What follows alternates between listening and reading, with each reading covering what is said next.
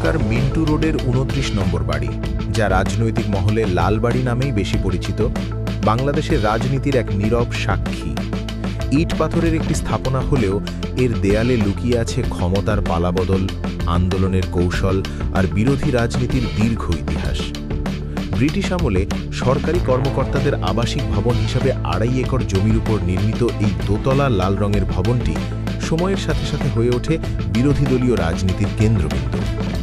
১৯৯৬ থেকে ২০০১ আওয়ামী লীগ সরকারের সময় বিএনপি জামায়াত নেতৃত্বাধীন ৪ দলীয় জোটের আন্দোলনের বহু কৌশলগত বৈঠক হয়েছে এই বাসভবনে।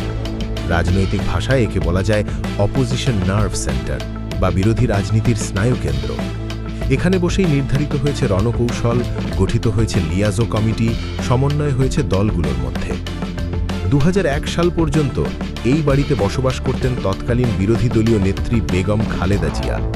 এরপর প্রায় ২৫ বছর ধরে ভবনটি কার্যত অনাবাসী। রাজনৈতিক মহলে বহুবার প্রশ্ন উঠেছে, কেন এই ঐতিহাসিক বাসভবনটি আর কারো জন্য বরাদ্দ হলো না? ইতিহাস কখনো কখনো অপেক্ষা করে সঠিক মুহূর্তের জন্য। এ যেন তারই এক উদাহরণ। এবার সেই লাল বাড়ি নতুন অধ্যায়ের সাক্ষী হতে যাচ্ছে। বর্তমান প্রধান বিরোধী দলীয় নেতা ও জামায়াতের আমির ডাক্তার শফিকুর রহমানের জন্য বাড়িটি বরাদ্দ পাওয়ার আলোচনা চলছে। জামায়াতের সাবেক সেক্রেটারি জেনারেল আলী আহসান মোহাম্মদ মুজাহিদের ছেলে আলী আহমদ মাবরুর সামাজিক মাধ্যমে এই তথ্য সামনে আনেন। যদিও দলীয়ভাবে এখনও আনুষ্ঠানিক ঘোষণা আসেনি, তবে প্রশাসনিক প্রক্রিয়া শুরু হয়েছে বলে জানা যায়। গৃহসংস্থান ও গণপূর্ত মন্ত্রণালয় ভবনটির মেরামত ও সংস্কার কাজ জোরদার করেছে। দীর্ঘদিন অব্যবহৃত থাকায় ভবনটি অনেকটাই জরাজীর্ণ। পূর্ত মন্ত্রণালয়ের সূত্র বলছে, বিরোধী দলীয় নেতার বাসযোগ্য করতে অন্তত ১.৫ থেকে ২ মাস সময় লাগতে পারে। এখানে একটি গুরুত্বপূর্ণ রাষ্ট্রবৈজ্ঞানিক দিক রয়েছে।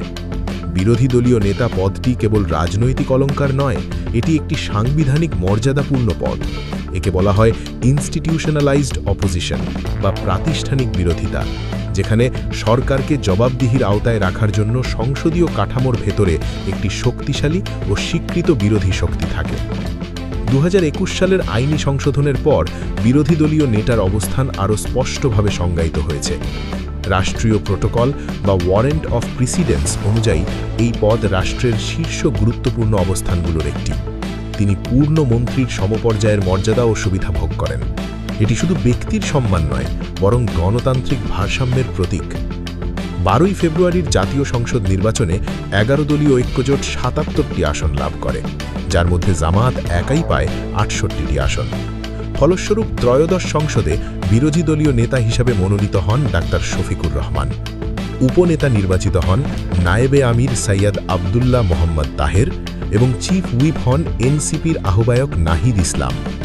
সমাজবিজ্ঞানের দৃষ্টিতে এই ঘটনাকে বলা যায় সিম্বলিক রিঅকুপেশন অফ পলিটিক্যাল স্পেস বা রাজনৈতিক প্রতীকী পরিসর পুনর্দখল। দীর্ঘ ২৫ বছর পর ঐতিহাসিক একটি বিরোধী দলীয় বাসভবনে নতুন নেতৃত্বের প্রবেশ শুধু প্রশাসনিক বিষয় নয়, এটি রাজনৈতিক বার্তাও বহন করে। রাজনীতিতে একটি প্রবাদ আছে, হিস্ট্রি নেভার স্টেজ এমটি। ইতিহাসের স্থান কখনো খালি থাকে না, কেউ না কেউ এসে তা পূরণ করে। লালবাড়ির ক্ষেত্রেও তাই। একসময়ের আন্দোলনের ঘাঁটি এখন নতুন বিরোধী নেতৃত্বের ঠিকানা হতে পারে। তবে প্রশ্ন থেকেই যায়, এটি কি কেবল আনুষ্ঠানিক বাসস্থান পরিবর্তন, নাকি বিরোধী রাজনীতির নতুন কৌশলগত অধ্যায়ের সূচনা? রাষ্ট্রবিজ্ঞানে এটিকে অনেকে বলবেন ট্রানজিশন অফ অপোজিশন লিডারশিপ বা বিরোধী নেতৃত্বের রূপান্তর পর্যায়, যেখানে পুরনো প্রতীক নতুন বাস্তবতায় নতুন অর্থ পায়। সবশেষে বলা যায়, মিন্টু রোডের ২৯ নম্বর বাড়ি আবারও আলোচনায়। লাল রঙের সেই দেয়াল কি আবারও রাজনৈতিক কৌশল আর রণপরিকল্পনার সাক্ষী হবে, নাকি এটি কেবল একটি আনুষ্ঠানিক বাসস্থান হিসেবেই সীমাবদ্ধ থাকবে?